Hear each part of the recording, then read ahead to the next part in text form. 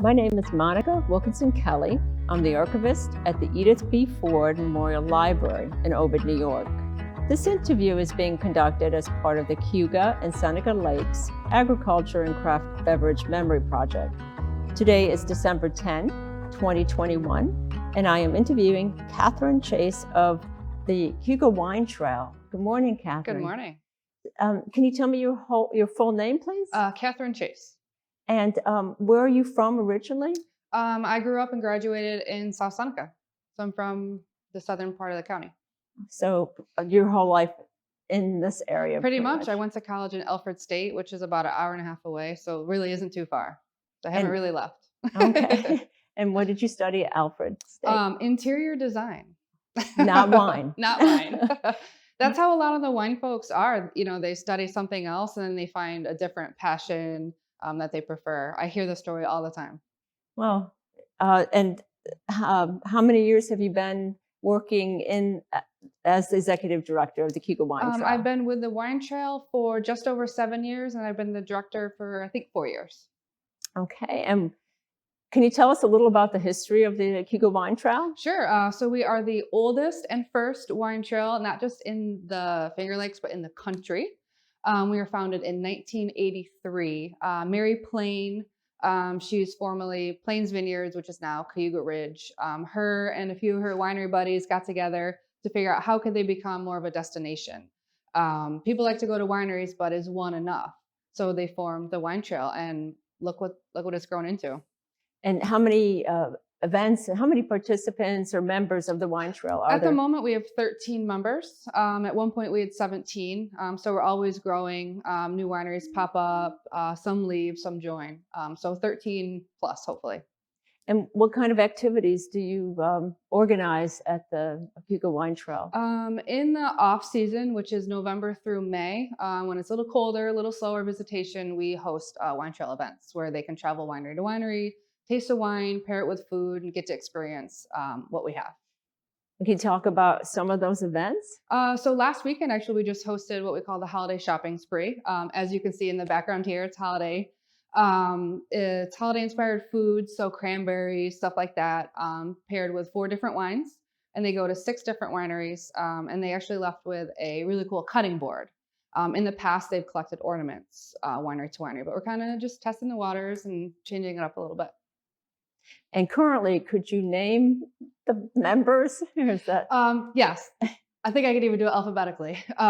Americana Vineyards, Buttonwood Grove, Cayuga Ridge Estate Winery, Goose Watch, Hosmer, Knapp, which is where we're filming now, Lucas Vineyards, Long Point, which is our only winery on the east side of the lake, Montezuma, 680 Cellars, 6 Mile Creek, Swedish Hill, and Thirsty Owl Wine Company. Wow, that's excellent. I don't think I could do that. I usually forget one, so sorry if I did. Probably not.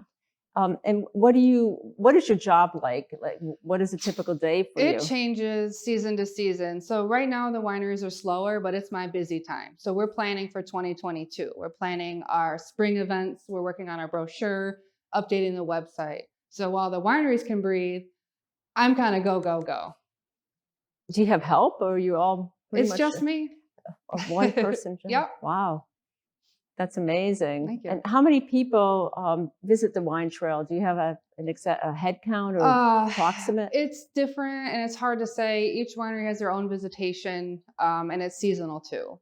But with the pandemic, since then, I've heard visitation is the same, if not better, actually. Number-wise, I have no idea. They're not mandated to report that to me. But I hear positive things, so let's just say a lot. And to be a member, what is the criteria to join? So we do have bylaws. You have to either grow or produce your own grapes or wine, and you have to be within the Cayuga Lake AVA. And what is that for people who don't know? It's the American Viticulture Association. So it's a certain radius around the lake that is deemed the AVA. So some wineries don't qualify if they're too far out of that range, which is, I think, about a mile from the lake itself. Oh, I had no idea. Yeah. There's also Finger Lakes AVA, and Seneca Lake has an AVA as well. But Cayuga Lake was the first one formed. And the first winery on Cayuga Lake was Lucas. Yep. Lucas, right? And Ruth was very involved in the Yes. early foundation. Yep, she was one of the founders and still there. And I think a lot of people I've talked to and interviewed, what makes it very unique is the fact that the wineries cooperate so much with one another. Yes. And We're like co-opetition is the word we use. You know, we cooperate to an extent and then we start fighting over the guests once they get here. But we realize you need to be partners to get them here. You have to be a unit because you can't really spend a whole day at one winery. You want to go to multiples. And so that's where the cooperation comes together. And some wineries specialize in a specific type of wine or grape. So it's a different experience everywhere, especially with COVID. Everyone's offering something unique and different. So to go to 4 or 5 different wineries, you're going to see 4 or 5 different experiences and different wines. And do you also organize events like with musical groups and? Nope. The wineries do host their own little individual events like that. And we just promote them on our website.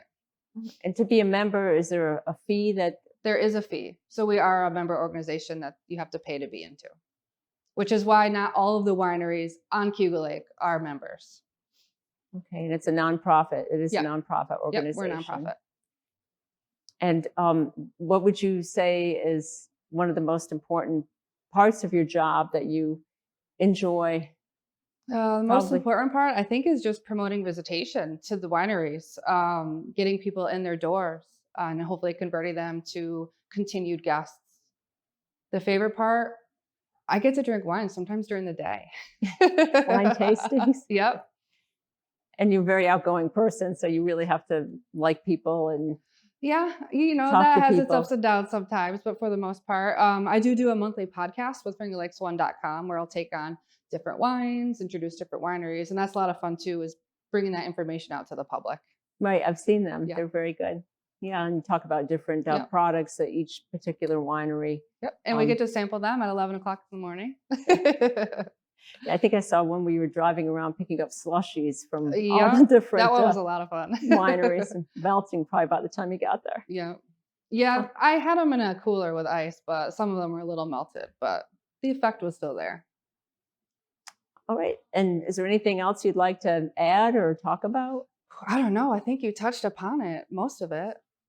Yeah, I did read that you were from Ithaca, New York. I was born in Ithaca. My parents were from Ithaca, and then we migrated a little bit north. And I grew up in Ovid and went to South Seneca. And I live in Waterloo now, so I'm just at the north end of the lake. So what do you consider some of the stressors that you've really had? Personally, I have 13 different bosses. You know, that's how it works when you have a board. So that's sometimes stressful. And organizing the events are stressful, but then it pays off in the end when you have full tasting room of happy people. So it's a temporary stressor. All right. And of course, COVID, everyone. Of course, COVID, yeah. But the wineries got through it. None of our wineries closed or really were affected negatively. They came out even stronger. The local community supported them so well during the shutdown because the wineries are almost glorified liquor stores. You know, they couldn't have tastings, but the online sales surged with support, which was awesome. Right, and curbside, yep. And some of the laws changed a little bit during that period that we allowed. Can't quite do that now, but I think the idea of ordering online is still really strong. Right, and some of the winery owners I've spoken to are happy with the smaller, events. And they are. It's a little bit more casual. It's more intimate, and they can really teach the taster about the wine. And so they leave with more of an appreciation of what they're sampling. Right. Well, thank you, Catherine. Is there anything else you'd like to add about the Cayuga Wine Trail? I don't think so, but stay tuned for what we have coming in 2022. Yeah, the oldest, and it is the oldest wine trail. Sometimes we're like, is oldest the best term or is first the best term? Because we don't want to sound old, but but we are the oldest, even before California, which a lot of people just assume California did at first, but it was us. And do you have any idea what the economic impact of the trail is for tourism for New York State? I'm not sure. We're conducting a study soon, so we might have some of that, but I'm not sure. Right. How many people stay at hotels? So it's a real trickle down. It will impact so many different people and industries, the restaurant industry. And All the So, little businesses that they also go to, the restaurants, hotels, other attractions. Yeah. right, B&B. Hmm. So the wine trail and the Farm Winery Act really changed It really did. New York Yep. State, not just the Finger Yeah, Lakes. we're a small area, and without tourism, I don't know if these little towns would have survived, honestly. Right. So it's great. Well, thank you so much for your time. Again, this is Katherine Chase, Executive Director of the Cayuga Wine Trail. I am Monica Wilkinson Kelly, and today is December 10, 2021. Thank you so much for taking You're time out of welcome. your busy schedule. Thank you. You're welcome.